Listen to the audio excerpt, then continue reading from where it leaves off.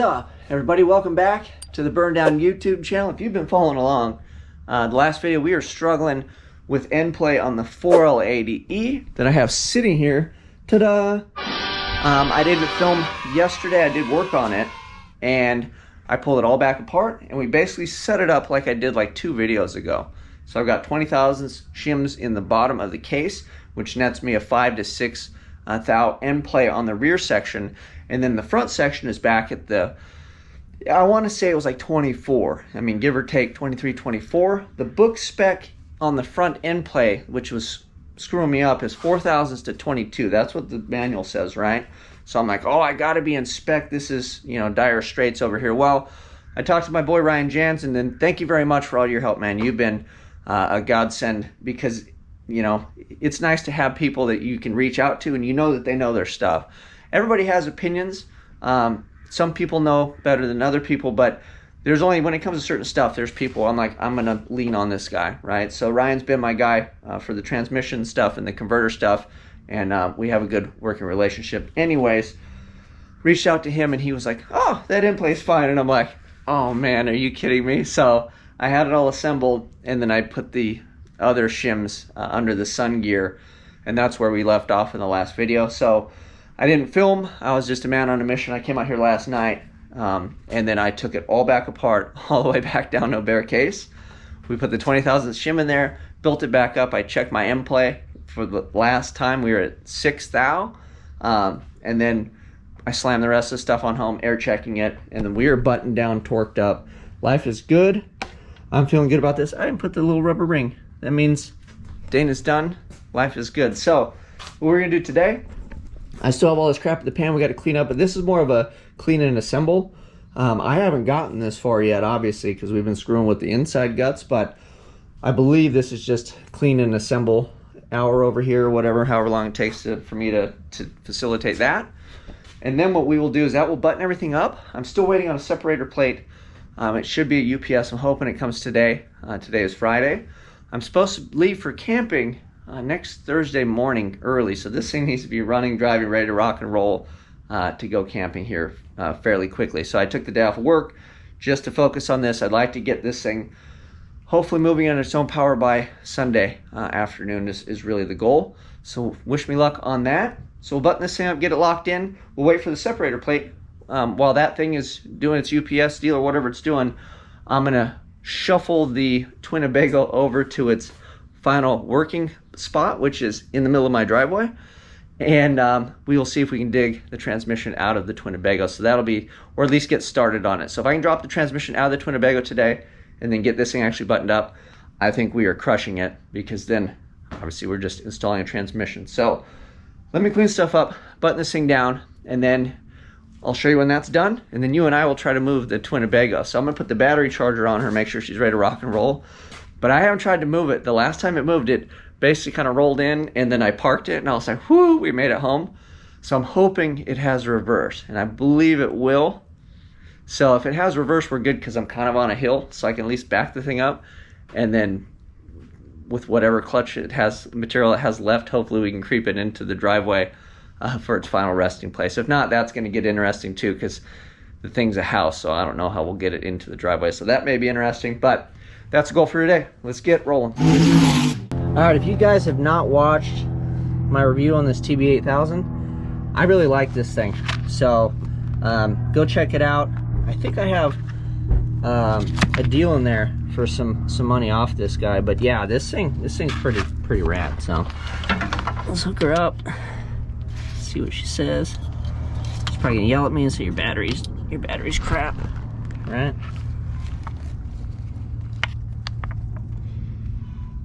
$12 normal. Charge it up, TB. There we go. So this thing will run through its whole diagnostic of everything, and then this is the percentage it's done, and it has all the different modes. So 12.8 volt, 5 amp. So see, it's cruising through the whole thing. Anyway, full review on this thing. We're gonna let it cook and do its thing. But yeah, go get it, top down. I got work to do. All right, little random fun fact. the delivery driver, he was delivering packages next door. I think it's like the UPS unmarked vans or whatever.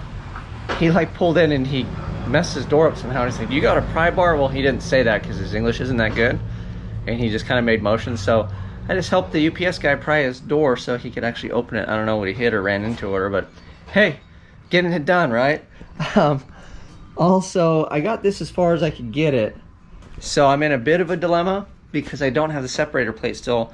I watched UPS drive by and then I watched my hopes and dreams go with them as they motored on down the road without leaving my package that I need from Ryan.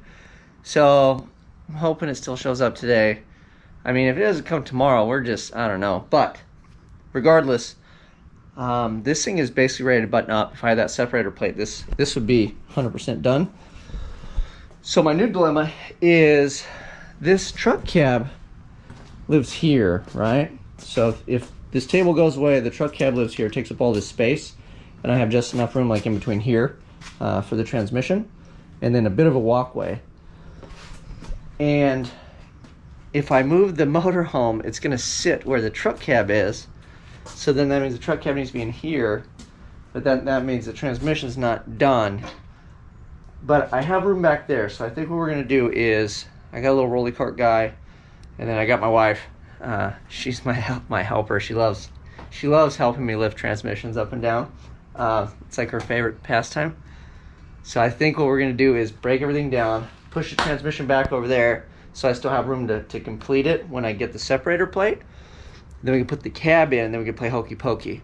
So let me do that, and then at least we can get the Bago where it's gonna reside. I'm gonna try to put it as far over and as far up as I can so I can still use my driveway. Then I gotta move all this junk. But on a good note, let's go check on our boy. Look at that, TB8000, killing the game. So she's ready to rock and roll. Let me hokey pokey some stuff around, and then I'll bring you back when we're in the Bago. I haven't fired it up in a while. I know she'll run. I know you run, Bago. I do not know, however, if it'll go in reverse. Reverse camera. Okay. So we got that. Let's see if it'll go in reverse. If it'll go backwards, I know she'll go downhill. Here, do it. Let's do it with me. Oh, we got reverse. We're money. We just don't have forward. We got reverse. We just don't have forward.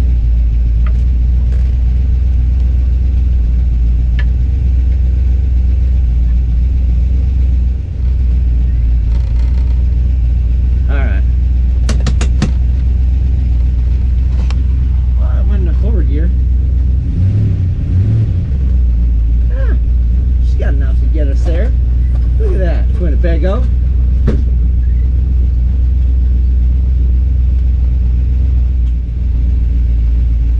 Yeah, it's funny, it's actually moving. I said it's actually moving. Man, I thought this thing was toasted and wouldn't roll at all. Alright, let's go see. Anyway, we got in position, I'll position it up, but yeah, surprised it went forward, but I don't know. It seemed a little like she was slipping. We're changing it regardless, boys. So here's what I was explaining. This thing's stationary on jack stands. This thing's mobile, right, to get it in and out, but I have that much room, so transmission won't fit. So this is the current status. Still waiting on this. We got this dude moved over. It went into gear, like it goes in reverse, you can feel it, wham. Then you put it in forward, like it goes into gear, but it didn't seem like it really had authority.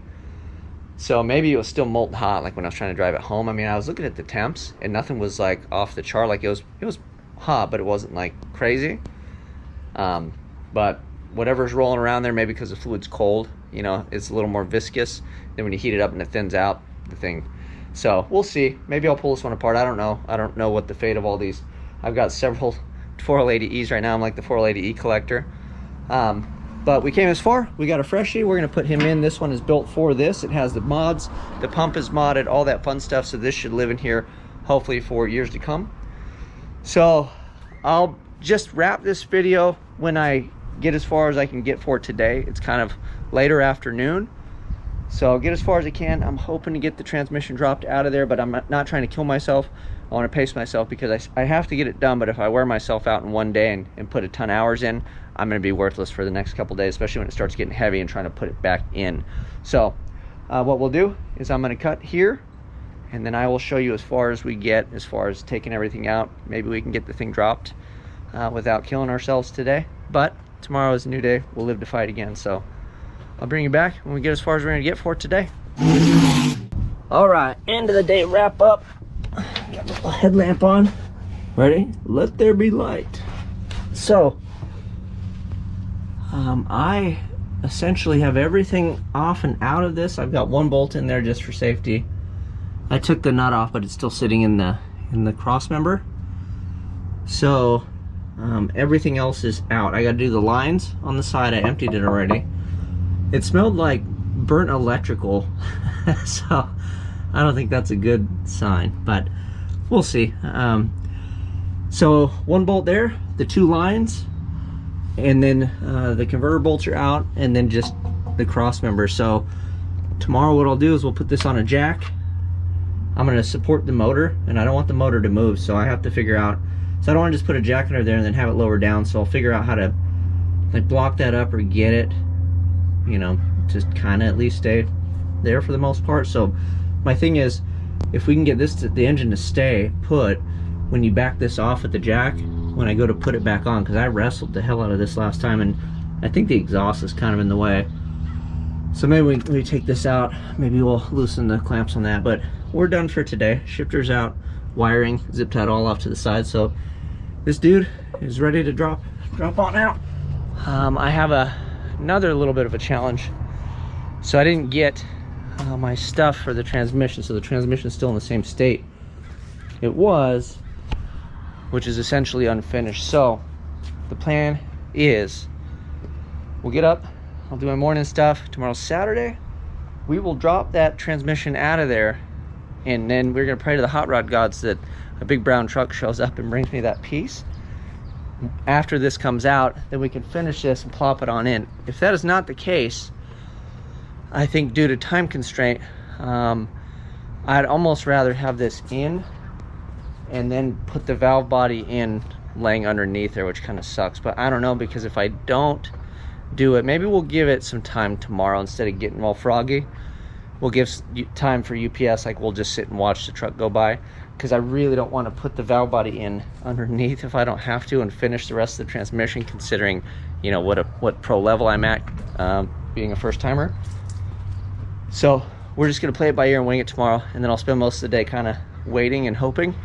But I'm really hoping that stuff kind of lines up for me here a little bit better than it has been, and we can get this thing slapped in. So it's not that big of a deal to put the transmission. I mean, it fights me and you get tired and it's big and bulky and I'm just a little dude.